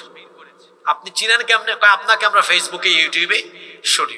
বহু সময় অনেক বড় বড় ব্যবসায়ীদের সাথে সাক্ষাৎ হয়, জিজ্ঞেস করে উনি কে, চিনে না, তার পিএস পরিচয় করায় দেয়। আমাদের আত্মসম্মানে লাগে না, আমাদেরকে চিনে না, আমরা সব জায়গায়, ও চিনবে কেমনে? কারণ ওর তো ফেসবুকে পড়ে থাকার সময় নাই, ও তো প্রতিটা মিনিট তার ব্যবসায়িক কাজে মনোযোগী হয়। ওর ফেসবুক আইডিও নাই, ও ফেসবুক চালায়ও না, ও ফোনও চালায় না। ফোন তার পিএস এর হাতে, জরুরি কল হলে দেয়, নইলে হাতেও দেয় না। এরা সময়কে কাজে লাগিয়েছে বলে বড় শিল্পপতি হয়েছে। ও যুবক ভাইরা, সময় কাজে লাগাও। যদি সময়কে কাজে লাগাতে পারো, তুমি আগামী দিনে পৃথিবীর বিখ্যাত ব্যক্তিতে পরিণত হয়ে উঠবে। পৃথিবীর বিখ্যাত ব্যক্তিরা সময়কে কাজে লাগায়, সময়ের অপচয় করেন না। কারণ সময় নষ্ট করা এটা মুমিনের কাজ না, এটা কার কাজ? যদি বলেন কার কাজ? শয়তানের কাজ। তাহলে আমরা কি সময় নষ্ট করব? জোরে বলেন, সময় নষ্ট করব? নাম্বার 3, কষ্ট হচ্ছে নাকি আপনাদের? 3 নাম্বার শয়তানি কাজ হলো উলঙ্গপনা, বেহায়াপনা, নগ্নতা, বেপরদায় মত্ত থাকা। এটা মুমিনের কাজ না শয়তানের কাজ? শয়তানের কাজ হলো মানুষকে উলঙ্গ করে ছেড়ে দেওয়া। শয়তানের কাজ হলো মানুষের শরীর থেকে কাপড় চোপড় খুলে ফেলা। রব্বুল আলামিন কোরআনে কারীমের 7 নম্বর সূরা সূরাতুল আরাফের 26 নম্বর আয়াত থেকে বলছেন, ইয়া বানি আদম কদ আনজালনা আলাইকুম লিবাসান ইউবারি সাওআতিকুম ওয়ারিশা ওয়া লিবাসুত তাকওয়া যালিকা খায়র। আল্লাহ তাআলা বলছেন, হে আদম সন্তান, তোমাদের সাজসজ্জা সৌন্দর্য বর্ধনের জন্য আল্লাহ পোশাক সৃষ্টি করেছেন। নিশ্চয়ই তাকওয়ার পোশাক হলো সর্বোত্তম পোশাক। যে পোশাক পরিধান করলে পরে শালীনতা প্রকাশ পায়, পর্দা মেইনটেইন হয়, নগ্নতা প্রকাশ পায় না, সেটা হলো তাকওয়ার পোশাক। এটা যিনি বলেছেন জোরে বলেন তিনি কি?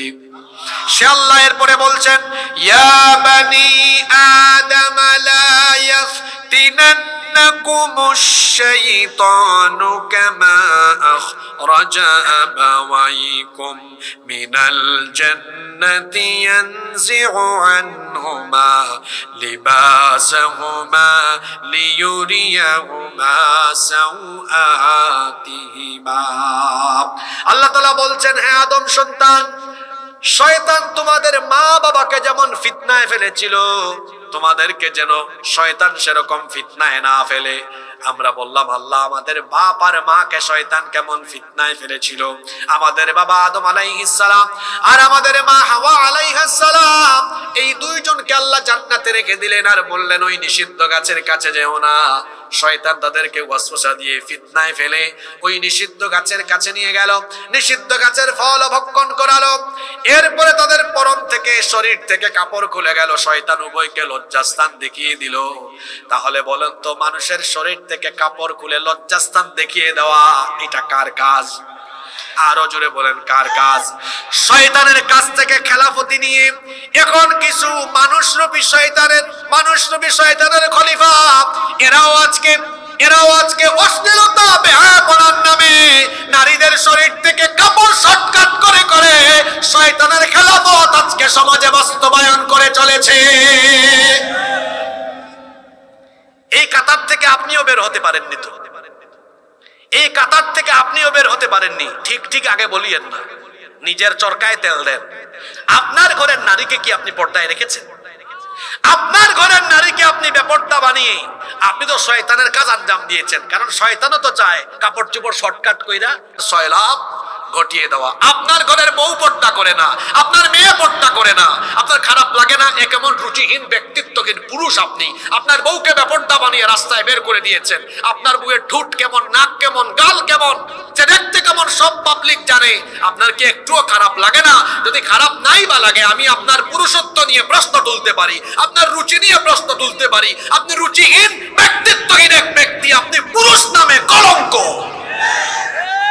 আপনার রুচি নাই, রুচিতে দুর্ভিক্ষ নেমেছে আপনার।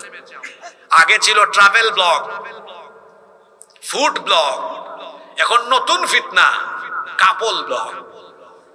হাজবেন্ড ওয়াইফ কি খায়, বাসায় কি করে, কোথায় যায়, সব ভিডিও ধারণ করে ফেসবুকে, ইউটিউব চ্যানেলে, টিকটকে আপলোড করে। চাচারা বুঝবেন না, এটা যুবকরা বুঝে গেছে। আপলোড করে, তারপরে একটু লাইক কমেন্ট, অনেকে আছে শুধু লাইক কমেন্ট বা খ্যাতি পাওয়ার ধান্দায়, আবার কেউ বা আছে ডলার কামানোর ধান্দায়। চ্যানেল মনিটাইজ করলে ডলার পাওয়া যায়। যারা সামান্য কয়েকটা লাইক কমেন্টের ভিক্ষায় অথবা যারা সামান্য কয়েকটা ডলারের ধান্দায় নিজের বউকে জনগণের চোখের পণ্য বানিয়ে এভাবে সোশ্যাল মিডিয়া ইন্টারনেটে ছেড়ে দিল, সেই মানুষগুলোর তো রুচিতে সমস্যা। এরা ব্যক্তিত্বহীন, এরা পুরুষ নয়, এরা চেহারা সুরতে মানুষ হলেও প্রত্যেকটা ব্যক্তি হলো মানুষরূপী আস্ত এক একটা শয়তান। মোহরানা দিয়ে আপনি বিয়ে করলেন, আপনার বউ আপনি না দেখবেন, পাবলিকরে দেখায়, পাবলিকের চোখের সামনে ছেড়ে দিয়ে পাবলিককে মজা দেন। একটু খারাপও কি লাগে না আপনার? কেমন মানুষ আপনি? অনেক মানুষ আছে 5 ওয়াক্ত নামাজে আসে, কিন্তু বউয়ের ফটো, তার ফটো একসাথে দুজনের কাপল ফটো ফেসবুকে একদম কভার পিক দিয়ে রেখেছে। এইরকম কুতুব এই মুজিবনগরে নাই গো, এখানেও থাকতে পারে, টাইমলাইন চেক করে দেখেন না। এই কুতুব ওয়াজও শুনে, নামাজের টাইমে আবার নামাজেও যায়। আবার অনেকে আছে মসজিদের সভাপতি, সেক্রেটারি, ক্যাশিয়ারের পদ দখল করেছে। আছে না এরকম? একজন নারী বেপর্দা হয় কেন? আপনার কারণে। যে ঘরের পুরুষ অসচেতন, ওই ঘরের নারী বেপর্দায় থাকে। আপনি হাজবেন্ড, আপনি সচেতন থাকলে আপনার বউ বেপর্দায় বের হতে পারবে? বউয়ের ঘরের বউ, আমি যদি বলি পর্দা করে বের হতে হবে, তার ক্ষমতা আছে বেপর্দা হয়ে ঘর থেকে বের হওয়ার? আবার এরকম ওয়াজ শুনলে যেন প্রগতিশীলদের গায়ে না চুলকায়। দেখো মোল্লা কি বলে, এরা নারীদেরকে বুরখা পরায়া ঘরে রেখে দিতে চায়। তোমাদের উদ্দেশ্য আমার কথা আছে। একবার এক শেয়াল মুরগির খামারের পাশে গিয়ে বলে, হে মুরগি রে, তোদেরকে দেখে খুব মায়া হচ্ছে। এক মুরগি তখন বলে, কেন এত মায়া হয় শিয়াল মামা? কয়, দেখছত না তোদের মালিক তোদেরকে নেটের ভিতরে একটা বেড়া দিয়া তারপরে তোদেরকে এখানে আটকায় রেখেছে। দেখ আমার দিকে তাকা, কোনো জেলখানা নাই আমার, আমি নির্বিঘ্নে স্বাধীনভাবে ঘুরে বেড়াই, আমার খারাপ লাগতেছে। আমার মতো যদি তোদেরও একটু স্বাধীনতা থাকতো। এক মুরুখ তখন ঢোকায়, মামা আপনার চালাকি বুঝছি, আপনার মতো স্বাধীন হইলে আপনি তো আমাদেরকে ধরে ধরে খাবেন। শিয়াল যেমন মুরগির স্বাধীনতা চায়, কারণ মুরগি স্বাধীন হয়ে চলাফেরা করলে শিয়াল ধরে ধরে মুরগি খাবে, ঠিক তেমনি লুচ্চা বদমাশরা নারী স্বাধীনতার নামে নারীদেরকে উলঙ্গ অবস্থায় রাস্তায় দেখতে চায়, এবং যারা নারী স্বাধীনতার কথা বলে তাদের হাতেই নারীরা সবচেয়ে বেশি লাঞ্ছিত হয়। তো যারা নারীবাদী আছো, আমরা বুঝি তোমরা কেমন, তোমরা কি জাতের নারীবাদী। এটা আমরা দেশের অনেক ক্রিটিক্যাল সিচুয়েশনে আমরা এগুলো দেখি। অনেক নারী লাঞ্ছিত যখন হয়, মুখের মধ্যে তখন তাদের স্টাপলার লাগানো থাকে, কোনো কথা বলে না। ইসলাম নারীকে সম্মানিত করেছে পর্দার মাধ্যমে, তার সেফটি, সিকিউরিটি, প্রোটেকশনের ব্যবস্থা করেছে। আমি বলছিলাম একজন নারী বেপর্দা হওয়ার পেছনে একজন পুরুষেরও দায়বোধ আছে। আপনি সচেতন থাকলে আপনার বউ বেপর্দা হতে পারবে? আপনি সচেতন থাকলে আপনার মেয়ে বেপর্দা হতে পারবে? পারবে না। যে পুরুষ তার ঘরের নারীকে পর্দায় রাখতে পারে না, এই পুরুষের নাম নবী বলেছেন দাইয়ুস। আর এই দাইয়ুস কোনোদিন আল্লাহর জান্নাতে ঢুকতে পারবে? আমরা কি আমাদের ঘরের নারীদেরকে পর্দায় রাখতে পারবো? আজকে কি মহিলা প্যান্ডেল আছে নাকি? ও মাশা, বড় তো নারীরা তো বেশি থাকবে স্বাভাবিক, কারণ ইসলামে পুরুষের চাইতে নারীর অবদান কম না বেশি? সর্বপ্রথম ইসলাম আপনারা কবুল করেন নাই, একজন নারী কবুল করেছেন, খাদিজাতুত তাহরা রাদিয়াল্লাহু আনহা। সর্বপ্রথম ইসলামের জন্য একজন নারী জীবন দিয়েছেন, নাম কি? সুমাইয়া রাদিয়াল্লাহু আনহা। মক্কা এখন বিরাট একটা সিটি, একটা সময় এটা ছিল দুধু মরুভূমি, কোনো মানুষ থাকতো না এখানে। একজন নারীকে কেন্দ্র করে মক্কার সভ্যতা গড়ে উঠেছে। সেই নারীর নাম জানেন আপনারা? ইসমাইল আলাইহিস সালামের মা নাম কি? হাজেরা। ইব্রাহিম আলাইহিস সালাম তাকে এবং তার সন্তানকে এখানে রেখে গিয়েছিলেন। পরবর্তীতে তাদেরকে কেন্দ্র করে এখানে একটা বসতি গড়ে উঠেছে। তো নারীর অবদান ইসলামে কম না বেশি? মা বোনদেরকে বলবো, আপনারা পর্দায় থাকবেন, মর্যাদা বাড়িয়ে দিবেন। কে কষ্ট হচ্ছে আপনাদের? কয়টা পয়েন্ট গেল? তিনটা। দুইটা পয়েন্ট, হয়তো 7-8 মিনিট লাগবে। থাকবেন তো সবাই? নাম্বার 4। আচ্ছা দেখি তো পিছনের গুলা কারা কারা মনে রাখছেন। 1 নাম্বার শয়তানি কাজ কি? ছেড়ে দেওয়া। জোরে বলেন, কি ছেড়ে দেওয়া? 2 নাম্বার শয়তানি কাজ কি? নষ্ট করা, সময় নষ্ট করা। 3 নাম্বার শয়তানি কাজ বেপরদায় থাকা, নারীকে বেপরদায় রাখা। 4 নাম্বার শয়তানি কাজ, সেটা কি? 4 নাম্বার শয়তানি কাজ হলো মাদকাসক্ত হওয়া। মাদক, মদ, জুয়া, এগুলো মুমিনের কাজ না শয়তানি কাজ? এটাতে শয়তানি কাজ। কোরআন শরীফে এটা আছে না? না আলেমরা বসে আছে। ইন্নামাল খামরু ওয়াল মাইসিরু ওয়াল আনসাবু ওয়াল আজলাম, এগুলোকে আল্লাহ কি বলেছেন? রিজসুম মিন আমালিশ শাইতান। আল্লাহ বলেছেন মাদক, জুয়া, ভাগ্য নির্ণায়ক তীর, ভাস্কর্য প্রতিমা, এগুলো সব মুমিনের কাজ না শয়তানের কাজ? শয়তান এটা দিয়ে কি চায়? মাদক দিয়ে। এটা তো সীমান্তবর্তী এলাকা, এদিকে পাচার টাচার হয় নাকি? হ্যাঁ, মাদক দিয়ে শয়তান কি চায় এবার শুনেন। কোরআনে কারীমের 5 নাম্বার সূরা সূরাতুল মাইদা এর 91 নাম্বার আয়াতে আল্লাহ বলছেন, ইন্নামা ইউরিদুশ শাইতানু আইয়ুকিআ বাইনাকুমুল আদাওয়াতা ওয়াল বাগদাআ ফিল খামরি ওয়াল মাইসিরি ওয়া ইয়াসুদ্দাকুম আন যিকরিল্লাহি ফাহাল আনতুম মুনতাহুন। আল্লাহ তাআলা বলছেন নিশ্চয়ই শয়তান চায় মাদক এবং জুয়ার মাধ্যমে তোমাদের মধ্যে ক্লেশ, বিশৃঙ্খলা হানাহানি বাড়িয়ে দিতে চায়। আল্লাহর আয়াতের বাস্তবতা সমাজের সাথে মিলায়া দেখেন, দেখবেন মাদকাসক্ত প্রত্যেকটা ব্যক্তি পরিবারের, সমাজে, দেশের মধ্যে বিশৃঙ্খলা ঘটায়। দেখবেন মাদকাসক্ত লোকেরা বেশিরভাগ ক্ষেত্রে হয় নারী নির্যাতনকারীরা বউ পিটায়। যখন তার কাছে মাদক সেবনের পয়সা থাকে না, তার বউয়ের গায়ে হাত তুলে বলে তোর বাপের বাড়ি চলে যা, আমার জন্য পয়সা নিয়ে আয়। বউ যদি বাপের বাড়ি না যায়, এই ডাকাত তখন তার স্ত্রীর গায়ে হাত তুলে। এভাবে দেখবেন মাদকাসক্ত বেশিরভাগ লোকেরা বউ পিটায়। এইরকম আছে না নাই? মাদকাসক্ত বেশিরভাগ লোকেরা চোর হয়, ডাকাত হয়। মাদক সেবনের পয়সা যখন তার কাছে থাকে না, তখন সে বাপের পকেটে, তার মায়ের ব্যাগে, কিংবা সে দেখা যায় রাস্তাঘাটে দিনে দুপুরে ছিনতাই করে। এজন্য মাদকাসক্ত লোকেরা চোর হয়, ডাকাত হয়। আবার মাদকাসক্ত লোকেরা কোনো পর্যায়ে খুনিও হয়। ওই যে আমার দেশে পুলিশ কর্মকর্তার মেয়ে ঐশী, তার বাস্তব প্রমাণ মনে আছে কাহিনীটা? না ভুলে গেছেন আপনারা? খবরদার আমার যুবক ভাইয়েরা, মাদকের ধারে কাছেও যাবেন না। অনেক কলেজ ইউনিভার্সিটির ছাত্র মাদকাসক্ত হয়ে গিয়েছে, অনেক যুবকেরা, তরুণেরা মাদকাসক্ত হয়ে গিয়েছে। মাদক হলো হারাম, এটাকে হারাম করে দিয়েছেন কে? পৃথিবীর কি কোনো চিকিৎসা বিজ্ঞানী, একজন ডাক্তারও বলেছেন মাদক খাইলে, মাদক গ্রহণ করলে শরীরের লাভ আছে? বলেছে? বরং সবাই বলেছেন ক্ষতি আছে। বদহজম হয়, লিভারে, পরিপাকতন্ত্রে, লিভারে, কিডনিতে অনেক জায়গায় সমস্যা দেখা দেয়, নানাবিধ মরণ ব্যাধির সম্ভাবনা বেড়ে যায়। তো নিজের শরীরকে আপনি কষ্টের দিকে, জাহান্নামের দিকে ঠেলে দিচ্ছেন কেন? ফিরে আসুন এখান থেকে। কারণ এই মাদক সেবন, এটা কার কাজ? জোরে বলেন, কার কাজ? নাম্বার 5 এবং সর্বশেষ হলো গান বাজনায় আসক্ত হওয়া। এটা মুমিনের কাজ না শয়তানের কাজ? এখন তো গান বাজনা আমাদের কাছে এমন সহজ বিষয় হয়ে গিয়েছে। আপনাদের মাহফিলে আসার সময় দেখলাম এই মেহেরপুর শহরে ঢোকা 3-4 কিলো আগে দেখলাম রাস্তার পাশে গান বাজনা চলে। এই যে গান বাজনা হচ্ছে, গান বাজনাকে হারাম করে দিয়েছেন কে? আল্লাহ নবী বলেছেন আল গিনা ইয়ামবুতুন নিফাকু ফিল কলবি কামা ইয়ামবুতুল মাউজ যারা।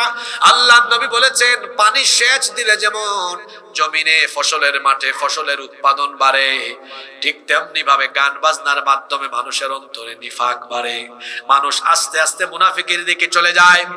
আজ আমার সমাজের অবস্থা হয়েছে এমন, বাস্তব কথাগুলো আজকে মিলিয়ে নেন, দেখবেন আজকে বেশিরভাগ বাড়িতে গান বাজনা ছাড়া বিয়ে শাদীর অনুষ্ঠান যেন আজ জমে উঠে না। বিয়ের দিনে হুজুর ডেকে এনে বলে, হুজুর আপনি বিয়ের খুতবা দেন। হুজুর বিয়ের খুতবা দেওয়ার সময় কোরআনের আয়াত তেলাওয়াত করেন। আশ্চর্য কথা, আগের রাতে এই বাড়িতে গান বাজনা, নাচ গান, ফুর্তি করে নারী পুরুষ একসাথে তামাশা করেছি। বিবাহ শাদী ছাড়া গান বাজনা যেন উদ্বোধনী হচ্ছে না। বিয়ে তো শুধু সামাজিক অনুষ্ঠান নয়, বিয়ে হলো একটা ইবাদত। জুড়ে বলেন তো, বিয়ে হলো, সবাই বলেন, বিয়ে হলো ইবাদত। বিয়ের মতো এই ইবাদত আপনি শুরু করলেন গান বাজনার মতো নাপাক জিনিস দিয়ে। এই জন্য আমার ভাষায় আমি বলি, যেই ছেলে আর মেয়ে বিয়ে শাদীর সময় গান বাজনা বাজায়া বিয়ে শাদীর অনুষ্ঠান শেষ করে, এই ছেলে মেয়ের দাম্পত্য জীবনের ফলে তাদের ঘরে যে সন্তান আসে, সেই সন্তানগুলো বেশিরভাগ ক্ষেত্রে ঝাঁকা মার্কা সন্তান আসে। আমি একটা ব্যাচেলর যত ছেলে আছো, আজকে এখান থেকে ডিসিশন নিয়ে যাও, তুমি কি বিয়ে করবে শয়তানের তরিকায় না সুন্নতি তরিকায়? আওয়াজ কি তো ছোট হলো? এখানে যারা আছেন বাবারা, ছেলে মেয়ে বিয়ে দিবেন শয়তানি তরিকায় না সুন্নতি তরিকায়? গান বাজনা হবে না, আর বিয়ে শাদীতে অতিরিক্ত কোনো খরচ হবে না। বিয়ে শাদীতে আমরা টাকা পয়সা নয়, বিয়ে শাদীতে আমরা ছেলের চরিত্র দেখব। আপনার মেয়ের বিয়ে হবে, ছেলে এসে বলে আপনার মেয়েকে আমি বিয়ে করব, প্রস্তাব দিয়েছে বা তার ফ্যামিলির কারো মাধ্যমে। আপনি কি প্রশ্ন করেন? তোমার কি বাড়ি আছে, গাড়ি আছে, কত টাকা পাও, কত টাকা ইনকাম করো? অবিবাহিত যত ছেলে আছো তোমাদেরকে শিখাই দেয়, ওই মেয়ের বাপকে, চাচাকে জিজ্ঞেস করো, চাচা আমার বয়সে আপনার কত সম্পদ ছিল, জায়গায় ধরা খাবে। একটা ছেলে মাত্র পড়াশোনা শেষ করেছে, কিছুদিন আগে আমি টাঙ্গাইলে মাহফিলে গেলাম, ওনার মেয়ে ইউনিভার্সিটিতে মাত্র পড়াশোনা শেষ করেছে। শুনতেছেন আপনারা? একটা পাবলিক ইউনিভার্সিটি, নাম না বললাম। উনি বললেন আমার মেয়েকে একটা ছেলে প্রস্তাব দিয়েছে, সেও এই 1.5-2 বছর হয়েছে পড়াশোনা শেষ করেছে, কিন্তু হুজুর ছেলেটার উপার্জন মাসে মাত্র 15,000 টাকা। কত টাকা? কথা বলেন না কেন আপনারা? আমি তো বাস্তবিক ওয়াজ করে যাচ্ছি। 15,000 টাকা। তা আমার বাড়ি দেখেন, আমি মাহফিলে উঠার আগে ওনার বাড়িতে মেহমান খাওয়াচ্ছে। দেখেন হুজুর আমার বাড়ি, আল্লাহ আমাকে অনেক সম্পদ দিয়েছেন, আমার মেয়েটাকে অনেক আদর করে বড় করেছি। এই ছেলে মাত্র 15,000 টাকা উপার্জন করে, তার কাছে কি মেয়ে বিয়ে দিব? মুরব্বী ভাবছে আমি তার পক্ষে কথা বলবো। আমি প্রথমেই রিপ্লাই করলাম, চাচা আপনি বলেন এই ছেলের বয়সে আপনি কত টাকা উপার্জন করেছেন? মুরব্বী উত্তর দিয়েছে কি জানেন? কয় তখন উপার্জন করার জন্য ধান্দা করতেছি, কোন দিকে যাব। তা আমি বললাম তুলনামূলক ভাবে আপনি ভালো না ওই ছেলে ভালো? কথা বুঝেন না আপনি? আপনারা জবাব দিয়েন। তুলনামূলক ভাবে যে বয়সে আপনি উপার্জনের জন্য ধান্দা করছেন, ওই বয়সে সে উপার্জন করে, তাহলে তুলনামূলক ভাবে কে ভালো? সে ভালো। আমি বললাম মুরব্বী আপনি যদি তার বয়সে ধান্দায় থাকেন তখন কেমনে উপার্জন করবেন? এরপরে আপনি উপার্জনে লেগে যদি আপনার এত সম্পদ হতে পারে, আমি আজকে বললাম এই ছেলে আপনার চেয়েও বেশি সম্পদশালী হবে। উনি বললেন হুজুর কথা যে বললেন কোন যুক্তি আছে? বললাম হ্যাঁ আছে।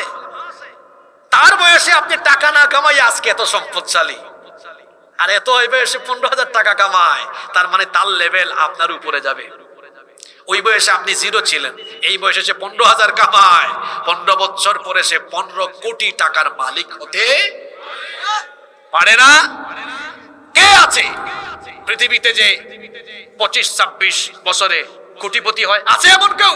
যার কাছে আছে এটা তার না, ওটা তার বাপ দাদার থেকে পাইছে। যে বাপ দাদার পরিচয়ে চলে ও একটা গাধা, আর নিজের পরিচয়ে যে চলে সে হলো শাহজাদা। ওই মুরব্বীকে বলছিলাম মিয়া আপনার ছেলের তাড়াতাড়ি বিয়ে দেন, এটা শাহজাদা মার্কা ছেলে। তার বয়সে অনেক ছেলে বেকার থাকে, অত 15,000 টাকা ইনকাম করে, মাত্র শুরু করেছে। যখন সে বিয়ে করবে রিজিক আল্লাহ আরো বাড়িয়ে দিবেন, তার উপার্জন আরো বাড়বে, কারণ প্রত্যেকটি মানুষ রিজিক নিয়ে আসে। বুঝতে পেরেছেন কথা? ঠিক তো কইলেন, আমল করতে পারবেন না আপনি, আমি জানি এটা অনেক কঠিন বিষয়।